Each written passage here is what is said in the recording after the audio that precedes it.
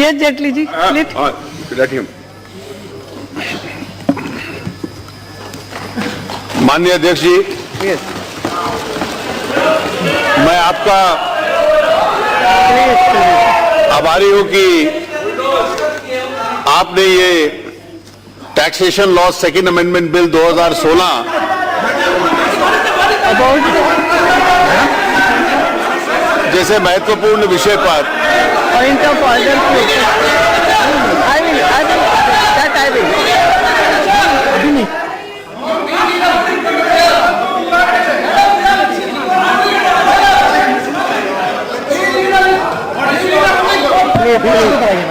One thing is there, you have talked about the amendment. Let the amendment come, at that time I will give the ruling. I am not saying no. No, I am sorry. The another thing is, being the house in order, you have to do, I am requesting you that this is an important bill, please keep the house in order. At the time of consideration, I will definitely. Madam, the bill has already been introduced yesterday. Yes. Madam, the bill has already been introduced yesterday. I'm sorry. Bill is already introduced. The order you have to keep. I am requesting you that the house be in order so that we can discuss the bill. That is, no, I'm sorry. It is the important thing. And it is an urgent.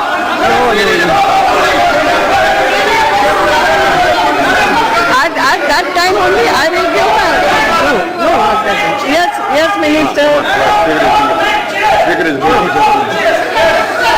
If you Madam, are you? No. I'm sorry, this is a Now serious you have expulsion to- against the chair. I'm sorry. I'm sorry. No.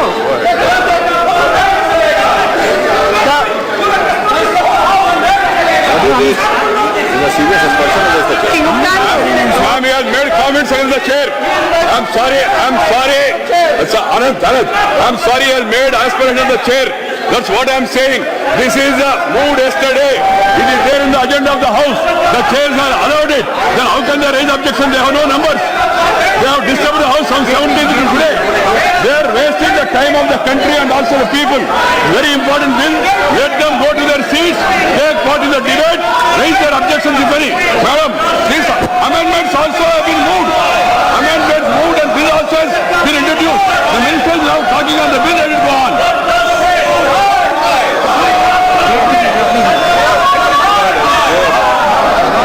This is not the way.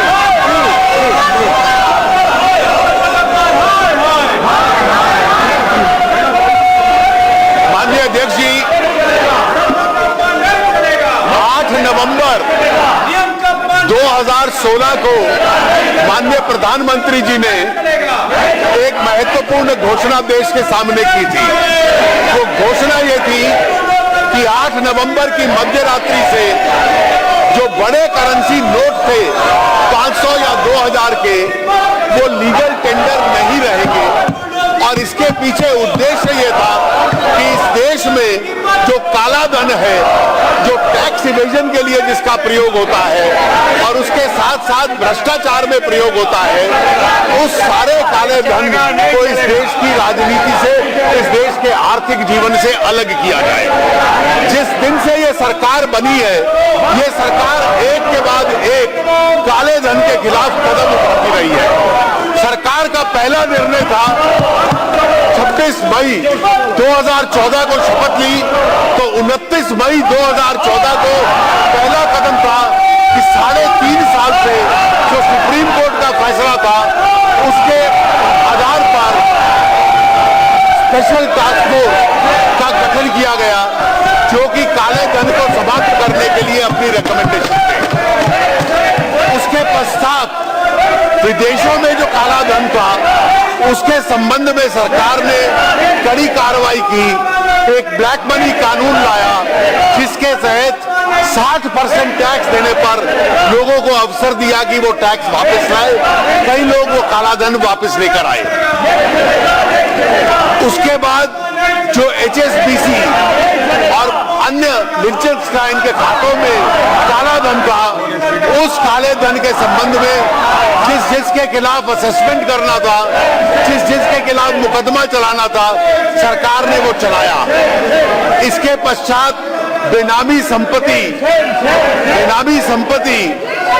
को सरकार जब्त कर ले और बेनामी संपत्तियां transfer करने वाले लोगों को सजा हो, इस संसद के माध्यम से एक कानून पारित किया।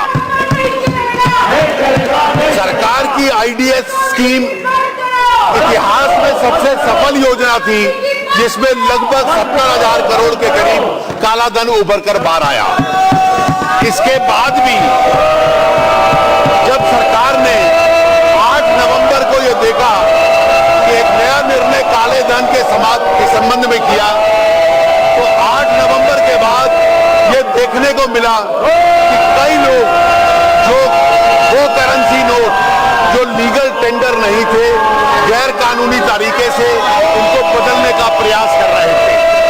बाजार की इन हरकतों को देखने के बाद सरकार ने अपनी योजना के तहत इनकम टैक्स के कानून में और फाइनेंस बिल में ये संशोधन सरकार लाई है।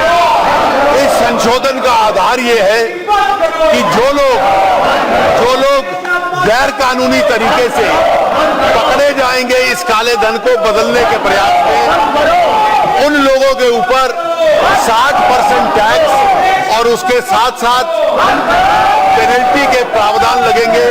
कुल मिलाकर 85% उनके ऊपर टैक्स और हर्जाना लागू होगा।